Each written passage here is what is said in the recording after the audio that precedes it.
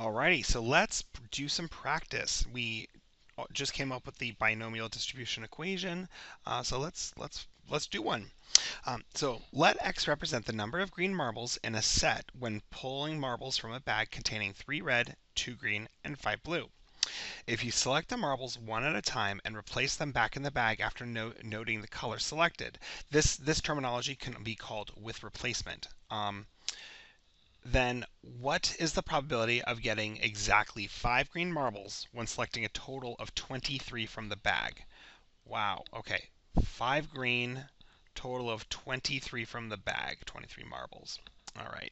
So, and I just want to go make sure I kind of explain this with replacement. So the idea of with replacement means you take something out, you look at it, then you put it back in. And that way the probabilities aren't changing. So a lot of problems will shorthand this kind of, instead of describing the whole process of saying you are selecting a marble, then you are notating the color, then you are putting it back in the, they'll just say you're selecting marbles with replacement. Okay. So let's set up the problem. Now we know our formula is the probability of the random variable equaling some number is equal to the total number of trials, choose how many successes, times the probability of success raised to how many of them we want, times the probability of failure raised to the number of total trials minus the number of successes. So let's see what we can figure out here.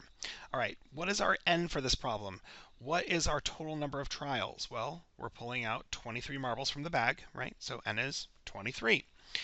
Now, success, what are we defining success as? Well, we here said it was number of green, let x represent the number of green marbles. So why don't we let x be, or probability of success being getting a green? So how many green, what's the probability of getting a green? There are, what, 3 red, 2 green, and 5 blue. So that makes 3, 2, 5. That makes a total of 10 marbles. And out of those, there are a total of 2 greens. So therefore, the probability of getting a green is 1 out of 5, which therefore means the probability of failure would be 1 minus that, right? So it would be 4 out of 5. And now you ask yourself, do you know everything we need to know? Now we're missing one thing. We need x. What is the number of successes we want? And that was, we wanted to know what's the probability of getting exactly 5 greens. Okay, so now we have everything we need. So we could fill in our equation now. So the probability of x equaling 5 is equal to 23 combinations of 5. So out of our 23 marbles, we want to choose 5, or 23 pulls, we want to know what's the likelihood of 5 of them being green. The probability of getting a green is 1 out of 5, and we need that to happen 5 times. The probability of having a failure is 4 out of 5, and we need that to happen, 23 take away 5. And there you go. That's it. So now let's do it in the calculator. Let's just kind of type this in. Now, of course, we could go through and type all this in, but I'm going to take advantage of this to show you where the binomial distribution is hiding in the calculator, where the button is, and so you can check your work there as well. You know what? It's just going to go over there. So you'll notice first thing right here above the vars button is distr. That stands for distribution, and it's in blue writing on my calculator. So I'm going to press second vars, and that brings up our distributions. Now we're going to arrow down until we see something that looks like binomial distributions. Oop, there we go. Back up.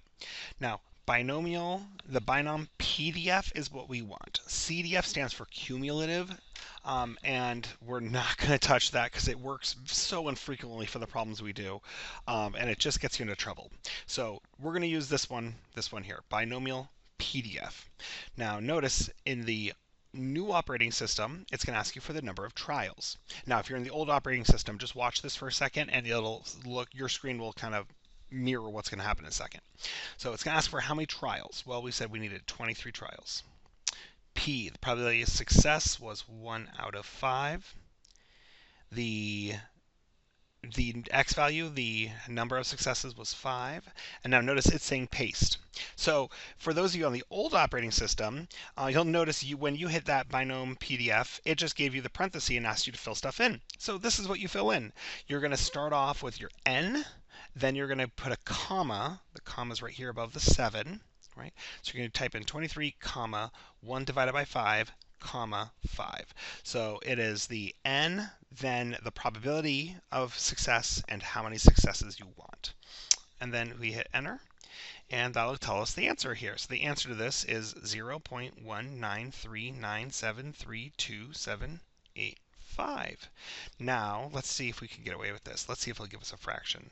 Now I'm going to say, let's take our previous answer. Nope, nope, no fraction. So if you need that as a fraction, you're going to have to do a little bit of work by hand. Okay, so there we go. Great. There's how we do it in the calculator. That's our button pushes to do all this work in the calculator. But I'm telling you, you need to know how to do it by hand. There's going to be some problems that come up where the calculator is going to fail you. All right, so let's do a couple more. 1 out of 5 people go on the internet every moment when they wake up. Go on the internet the moment they wake up in the morning. So essentially, they wake up, they roll over, they grab their phone, they check their email, they do something like that. My wife would be checking Facebook. Don't tell her I told you that, though. Okay. If you grab 6 people from the street at random, we just go around and let's not really grab people, but let's just ask them to participate in our study. And we're going to say, what is the probability that 2 of them go on the internet first thing in the morning? So could this be a binomial? Can you meet all 3 qualities? Can you define this as success fail? Can you can you guarantee that the probabilities do not change? If the first person says they do go on the internet, does that change the likelihood of the second person? And can you do it as repeated trials? Okay, hopefully you answered yes to all those questions. And so yes, this is a binomial. So I want you to try to fill it in now. You try to fill it in. Pause the video. Give it a shot. Okay, here we go. Our trial, we want how many successes? 2 of them. So then we are attempting this 6 times. So 6 combinations 2. Then what is the likelihood? What is the likelihood of them using the internet? Well, they just told us that was 1 out of 5. And we want 2 of those to occur, and then we also know, therefore, the probability of failure is 4 out of 5, and we need 4 of those to occur. And there you go. I'll let you guys do the button pushing on that. And no, every probability of success and failure is not 1 out of 5 and 4 out of 5. That was bad luck on my part. Bad planning. Bad planning, Professor Dwork. Okay, so now, what's the probability that exactly 3 of them go on the internet first thing in the morning? All right, well, I'm not going to give you much time on this because you'll realize the only thing that's going to change here is the x, right? So now it looks like this. And what I want you to realize is we could repeat this process relatively quickly, especially with the calculator. Because what if I asked you to do this? What's the probability that at least 2? At least 2. Well, if we're grabbing 6 people off the street, then that means I need the probability from 2, I need the probability of 3, I need the probability of 4, 5, and 6. I got to do 5 of these and add up all those probabilities, and then that will give me the probability of 2 or more, right? Because I can either have exactly 2, say yes, exactly 3, say yes, exactly 4, right? So I got to do all of these.